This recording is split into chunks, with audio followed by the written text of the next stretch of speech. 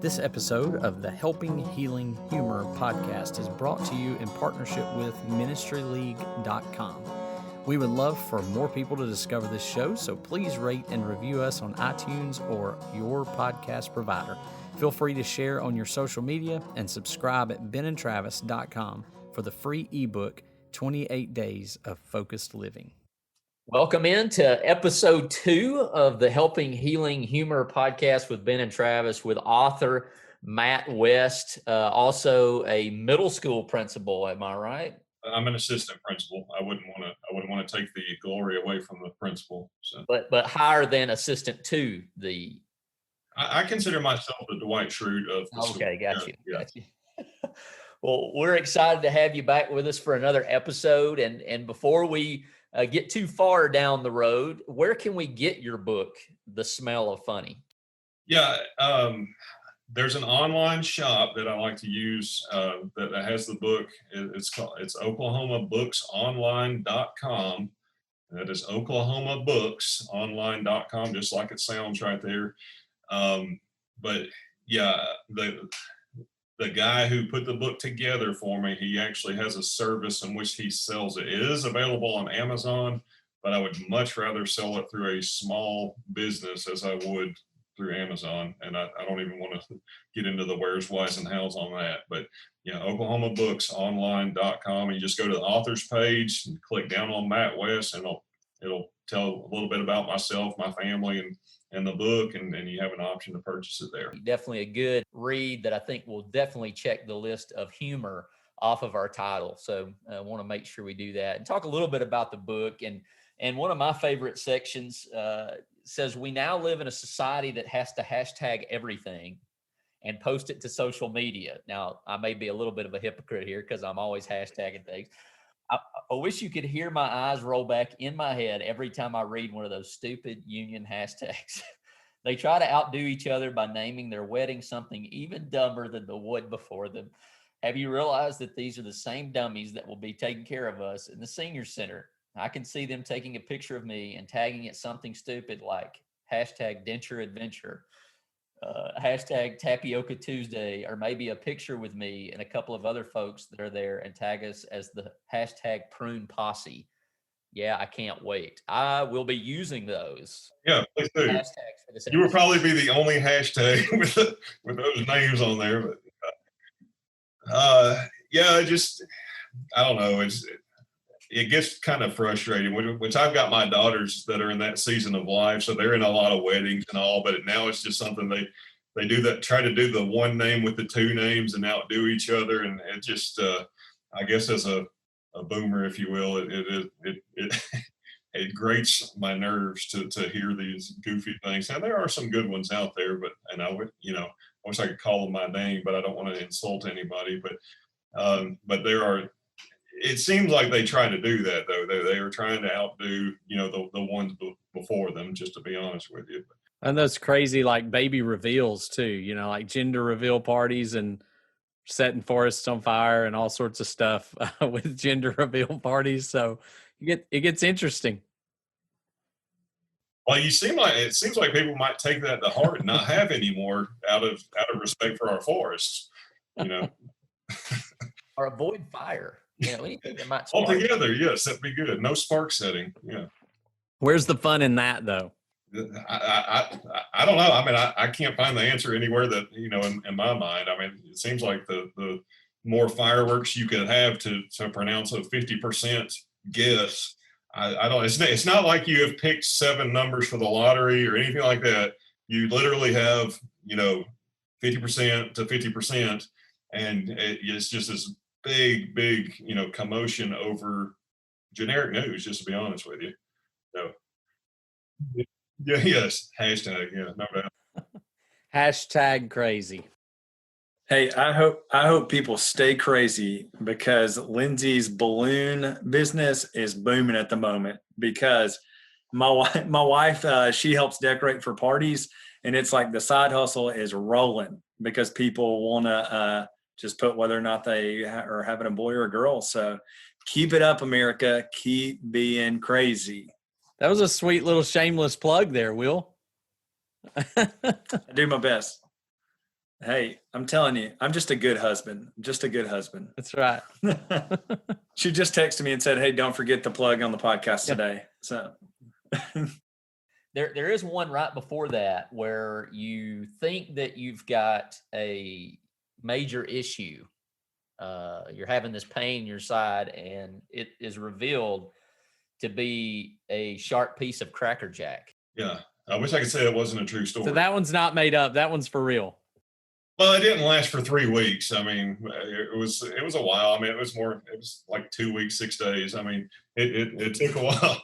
Took a while to figure out what it was. I mean, I just was generalizing at 3 weeks. Yes. Just share the story so our listeners can hear it and so that they'll want to go buy the book. Let's see. My wife says that I am a hypochondriac because I always think that I'm hurt. Come to think of it, that might be the nicest thing she calls me.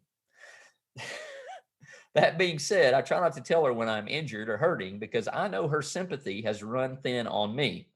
Amen. Also, she was raised on a farm, and if they found out anything was injured or suffering, they had a different way of handling it. And it usually involved a rifle or a pistol. Well, one Friday, I just had to break down and tell her that I had a very sharp pain on my left side, right at my waistline. Naturally, I was thinking maybe it was my gallbladder or appendix. She just rolled her eyes and told me to suck it up. But I'm here to tell you, it was excruciating. I had to sleep sitting up and just could not get comfortable. I tried to tough it out, but after 24 hours, I decided that I would probe the area myself with my own finger to see if there was any swelling or maybe a knot caused by a hernia. I wish I could tell you that I found a mass or some kind of major injury, but I feel like I owe you the truth. In between a fold of my stomach skin, I found a sharp piece of Cracker Jack, and it was just digging away like some kind of cocklebur picked up in the yard. Who knew a piece of Cracker Jack could be so uncomfortable? The sad thing was that I had not eaten Cracker Jack in about a week and a half, and you can bet your bottom dollar that I never told the wife about that. But now you have. So tell us, what was the response when she read it? Oh, wait, she hasn't read the book? No, she was actually one of my first editors, you know.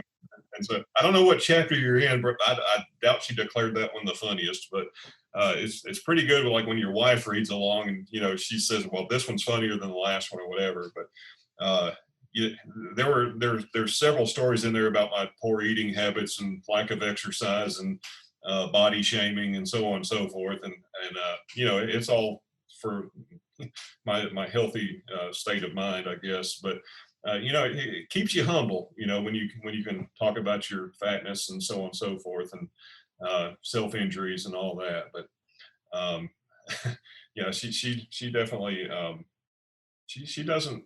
I'm afraid because I'm really getting up to the point where you know shortness of breath and so on and so forth kind of scares you a little bit, and you know I'm afraid she's just going to be like you know, well I'm going to the store. Good luck with that or whatever. But no, she actually takes real good care of me. I probably was a little disingenuous with my wording on that, but she's she's a good woman in my book. We'll just leave it at that. Don't let her give you the old yeller Oh treatment. no, Right? no, no. Yeah, I see that happen a good bit on their.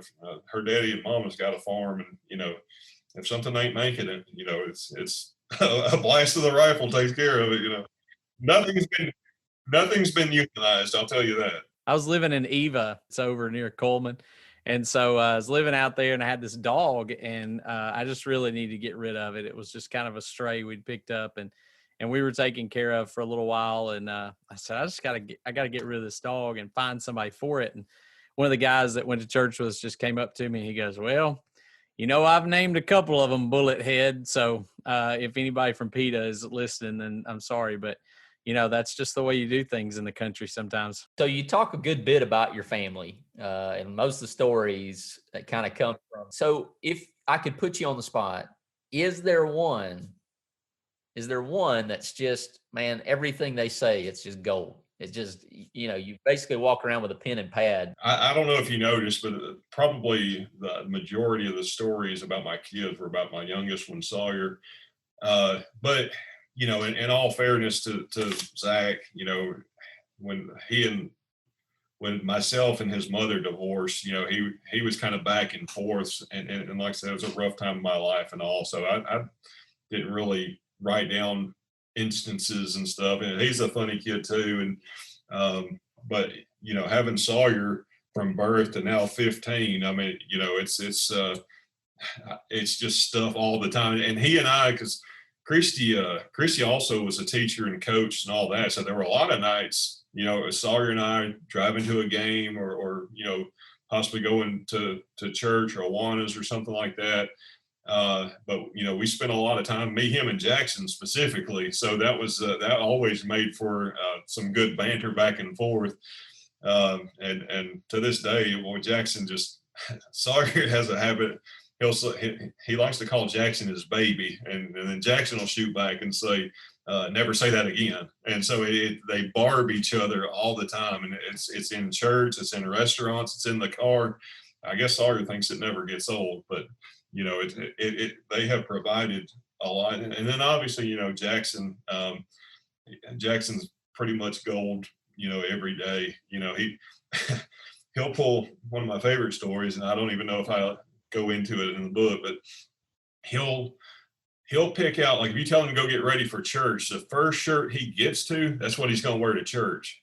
So he'll have on like Miranda's top and maybe some blue jean shorts that he can't even get over his knees, and he'll come into the living room and say, you know, have some help here, and he'll say some help here.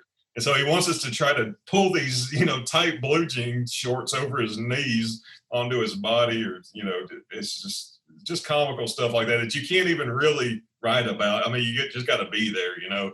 But yeah, and that probably happens once a week. He's probably a good large, maybe extra large, but yeah, he'll try to get a smaller medium shirt on, and it's, you know, his arms may be stuck up in the air, you know, because it's the shirt won't come down over his chest or whatever. And but yeah, it's funny, you know, all the time seems like. So how old are your kids? I don't think I've asked that. Well, our oldest is 25, so we're 15 to 25. Or 15 to 26, just in case I got that wrong. So I was about to say, I won't make you try and name their birthdays, because I've asked Ben to do that before, and it's just really embarrassing, you know, somebody trying to label all 5 of their kids' birthdays. Or social security numbers, like when you go to the doctor's office or something like that. Yeah. Yeah. I just have to make up that. I don't even know. It's a fun number to make up. Jackson was born in 1952, you know. Coach, you've talked about, you know, some challenges that you have faced in your life, some things from the divorce to being a special needs parent, all of those things. What are some things you would say to people that are going through similar circumstances that may not have, just listening to your outlook on life is very encouraging, because you seem to look at the positive side. You've talked about that humor from your dad being a blessing, but what are some things that other people could do that are going through some of these difficult situations as well? You know, I have found that me specifically, people a lot of times that go through trouble points in their life try to do it on their own. The biggest piece of advice I could give people is there are people out there that want to help you, and let them do so. It's not a weakness to admit you're hurting, or you need help, you know, or you just need an ear, or especially as men, a lot of times I think we put ourselves up there where, you know, we don't want to admit we're you know, less than perfect. It's just something that's, I think it's innate in us. I think it's how God made us to an extent, but I also believe he made us to be with groups of fellow, you know, believers and people that have like-mindedness and all that. You know, I was just thinking today, you know, at church, our worship mentioned that his brother-in-law actually just lost his dad too. And I don't know him that well, but he and I just immediately have this connection, which I've yet to call him yet, but it's somebody that I can lean on, and we can go through this together, to where I don't have to, because I almost feel like stuff like that, it sounds awful, but we don't want to necessarily be a burden on our family. We don't want to be a burden on our friends necessarily. So it's like you want to find people that have gone through something similar. So you know, if one positive can be found from Dad's death, is that it gives me a perspective now on loss that I feel like I can, you know, hopefully pour into someone else, you know, and you know, not everybody has that. And Um, but it's just really, it's hard for us just to reach out and ask for help. And it doesn't have to be church necessarily. I mean, there's people at work going through the same thing, but you almost have to kind of illuminate your issues in order for people to, if you want people to ask you what's wrong, then you're going to have to show that you've got, something wrong with you, and not be afraid to do that. So, and it's hard for us to do sometimes.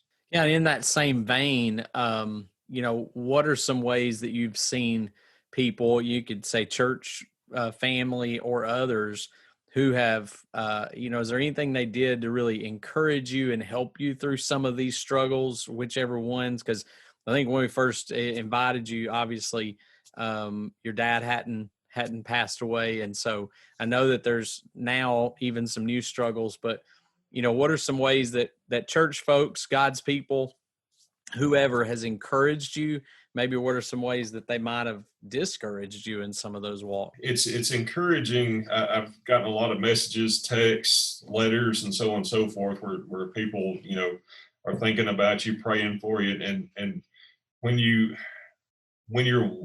feel like you're walking with God, I think you are really able to feel the power of prayer. Because sometimes, if you're away from God and people pray for you, to me, it's hard to see that that action be helpful. Does that make sense? And even when I was going through struggles when I was a younger man, I know there were people out there praying for me and pulling for me and all that, but I chose to not put myself in an area to where that would, influence me in a positive way. Instead, I almost became contentious.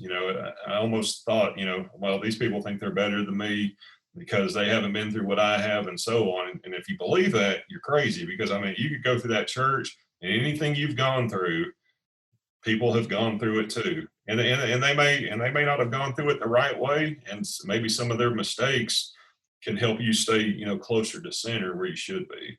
Yeah, that's a good perspective, because I think a lot of times we feel like we're alone in the stuff we go through. And like you said earlier, we sort of don't want to be a burden to anybody else. But generally speaking, we're going to find some folks that not only are they going to help us in those moments, but it ends up we help them too, because it gives them sort of a purpose. Everything Will and I do some groups, and we talk about everything we go through qualifies us to help somebody else go through those things. But as we help people going through, we're blessed too. Part of the reason I do counseling is because somebody helped me through some difficult stuff in counseling, and I want to help others, but I'm blessed in helping others too. So I think that's a good perspective. Well, and I can take that in my daily work with students as well. I really try to think of what they've done, or maybe they're going through something that nobody knows about and acting out for this and that. So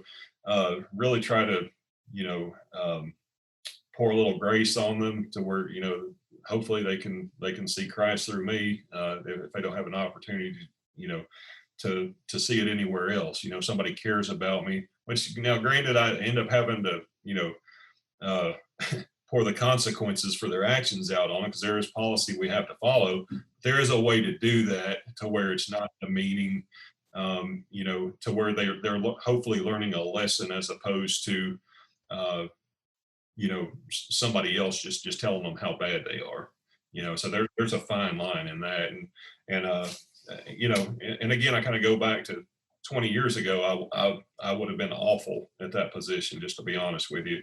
If I were having students into my office to have to deal with consequences of actions, because my perspective was a lot different. I think talking about your family and bringing it back to that, Whitney and I are both adoptive parents, foster parents, and as much as we adopted them, they have adopted us, if not more. We were not, when we first got our kids and they came to our home, we were not pushing the dad and mom, the dad and mom moniker, but that's what they started calling us. We really didn't know what to do with that, but that aspect of them adopting you, and I think that that's something that comes across in your book. That they're, yes, it is hilarious, yes, they are funny, but there's this connection there, And, you go to the special needs, you go to the other kids that, are your step kids. And like you said, I'm the same way. There is no step to it.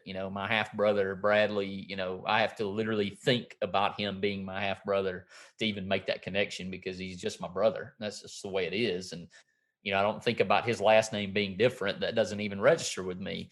But the fact that, that they adopt us, that they really have made us their family even before it was really legal. Can you speak to that? I mean, like I said, it comes out in the book. It's just a natural thing that when you're reading, you pick up, hey, these folks really love each other because they can poke fun at each other. That's the cool thing about writing that book is that's a perspective that you were mature enough to see. I didn't even know I had done that or registered that was part of the writing. Just to be honest with you, that's awesome that came across that way to some, even if it's just one person,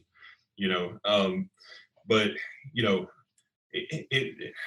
I guess anytime you enter a relationship that's got previous children involved, there's some growing pains. You don't want to assume that you're going to be this dad role, but you still kind of have to, because we live under the same roof, and ultimately, you've got to develop, rules, a culture, a routine, a procedure, and all of that stuff. And it was kind of odd. Chrissy and I talked back and forth because with 4 kids, we probably would have been fine not having a 5th child, and we discussed it, but we finally decided we'd like to have a child of our own. And so when we did, it was almost like this knot that tied everything together, as crazy as that sounds. You had Zach over here and then 3 over there. And then, here's Sawyer related to both of us, and just really kind of lassoed everything together. And, it didn't necessarily take that for us, to develop a closeness or whatever, but it just develops over time. I think Miranda was about 1.5 years, kind of when I entered the picture, and Madeline was, a little bit older than that. And so they just kind of knew me from a young age, and I was just a kind of a rock for them, at home. And their instance is a little bit different than, Zach lived with his mother most of the time, came, every other weekend, and, Wednesdays or whatever. And so Christy, was the main caregiver, granted in their divorce. And so, I had that opportunity that I had kind of missed with Zach to pour into, these 3 children. And, I hope I did a good job with that. I mean, I think we've raised, 3 great kids, and hopefully Sawyer follows in their footsteps, but he hadn't started driving yet. So that'll be kind of indicative of, how he, kind of turns out. But, we do our best to, teach them the right ways, and, the right things to do, and staying out of these situations and those situations. And hopefully through the grace of God, they do that, but you can't be there with them all the time. So you've got to really hope you've poured enough into them to where they're going to make, the best decision to represent, their faith, their family, and their friends. Hey guys, Travis here. I'm wondering if any of y'all are like me. You see, I need some accountability when it comes to self-care and exercise. Left to my own devices, I will just think about and plan to make healthy changes in my attitudes, actions, and habits, rather than actually doing the work that will bring better holistic health to my life. That's why we created the Ben and Travis Facebook group. The group began as an accountability group for holistic health. We host different challenges throughout the year on this platform that make it easier for our group members to stick to their plan and reach their goals. This group is an encouraging and challenging team atmosphere. Check out what Chuck from Iowa had to say about our first Facebook group challenge. I feel better than I have felt in about 10 years. I feel younger and leaner and better about myself, and I'm overall healthier in mind, body, and soul. Thanks to the Lord for guiding me to the Batify Challenge. So hop on over to facebook.com/groups/Ben and Travis to join.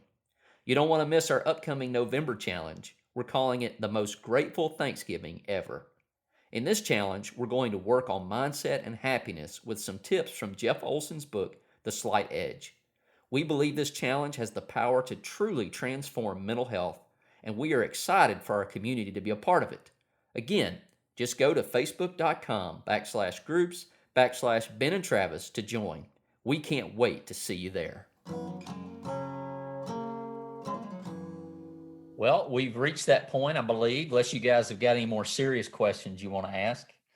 Or we'll get to of course, this has been a fun interview. It's been great to talk about the book and all those good things. But we do have a few fun questions that we ask to kind of get to know you on a personal level a little bit. And, just like any dad, we all have unpopular opinions, and I'm sure that you've got some.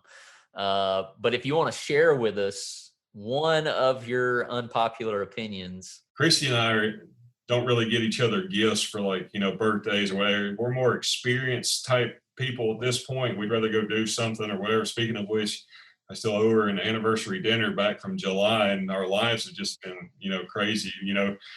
She reminded me of that a couple of days ago, and so I need to get that taken care of. But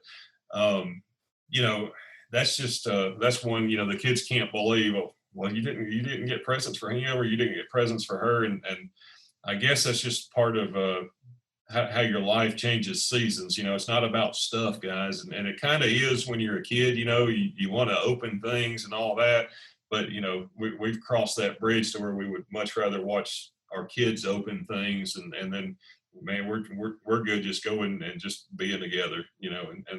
So the fact that I've found somebody to do that with and feel that way about has been a real blessing. I've got a Jeep, and so love to take the top doors off with my 2-year-old daughter, blast some music, and just jam out. So when it comes to your song, you've been a coach, pumping the team up or just getting jazzed up for the day, what's your go-to song or band, or who is it? Yeah.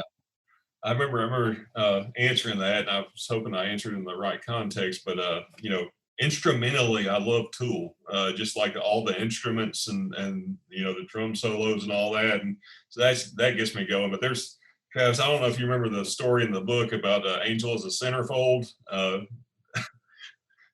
So my son's with me, he's probably 8 at the time. That song comes on, and he's just bebopping along, and he seems to know every word. And he says, "Hey, Dad, we're walking into church. What's a centerfold?" And I'm like, "Oh my gosh!" And so I quickly thought about I told him, in the Far East regions of China, there's this paper folding art called origami, and the first fold that they do is the centerfold. And that was a good quick answer right there. And I think he thinks that to this day. I hope. No, I think I'm old enough to know better now. But yeah, at 8 years old, I didn't want him to necessarily know. And he's told all of his friends about centerfolds. Well, so what is your most rewatched movie of all time? Man, I got to go with like Dumb and Dumber. Every time it comes on, I just the goofy things. And TV, I'm a Seinfeld guy. I love The Office. Just these things that you can take these little punchlines with you, and everybody knows what you're talking about. When you say it, and I'm real close with our faculty and all, so these little inside jokes from Seinfeld and The Office, and all that. But yeah, movie wise, I mean, the dumber the better, and then obviously with a name like that, that one's a hard one not to go with. Travis and I have been highly influenced by those movies through the years. The bad thing is when I go back and rewatch them with my kids, I realize that I made the mistake of watching them on Netflix versus watching them on TV, which was where I watched them most of the time, and they were edited. All right, I got one last question, and then we'll wrap it up. And I loved your answer to what is your pet peeve. So in education, we get a lot of people that go on and get their degrees with the doctor this and doctor that, and so when you might call them by their Mr. or Mrs. or whatever, and they correct you to say no, that's Dr. So and so or whatever. That's a game changer for me. I and I hate to admit it, I am a grudge holder, and I shouldn't be. But that's one that will put you right up at the top of the list. If I get shushed for that. So, yeah. So that one is that one's up there. Well, Matt, give us that website one more time for your book. Yeah. It's OklahomaBooksOnline.com. OklahomaBooksOnline.com, and just go to the author's page, click on Matt West, and then you'll have an opportunity to go down and kind of see if the book's for you or whatever. But I think it relates to everybody, and I think everybody can get a good laugh out of it, and then maybe come back to it in a year and read it again and laugh again. I try to make it as real as possible. Like you said, I mean, people relate to it in different ways, and I'm glad to hear. I think Whitney took it a different way than maybe you did, and then anybody else down the road would. So that was the cool part about just hearing from different people what it meant to them. So very genuine book. It's a very real book. Don't come to it with a whole lot of seriousness. It'll help you, I think, get through everything that we're going through. And I sure appreciate you taking the time to write down your thoughts. And obviously here at the Creasy household, if nobody else, we certainly enjoyed it. But the smell of funny, Matt West, Matt, we're so thankful for you taking time out to be with us this Sunday afternoon, especially this close to the passing of your dad. And we certainly send our condolences to you and your family. And if there's anything that we can do to help you, let us know, and we'd love to do that if necessary. Will, Ben, y'all got anything else? Just thankful that you came and were a part of this today. It has been a blast. My face is kind of hurting from laughing and smiling so much, and just that you're able to do that so close on the heels of your loss. We do appreciate you sharing all of those stories with us, and look forward to maybe seeing you again.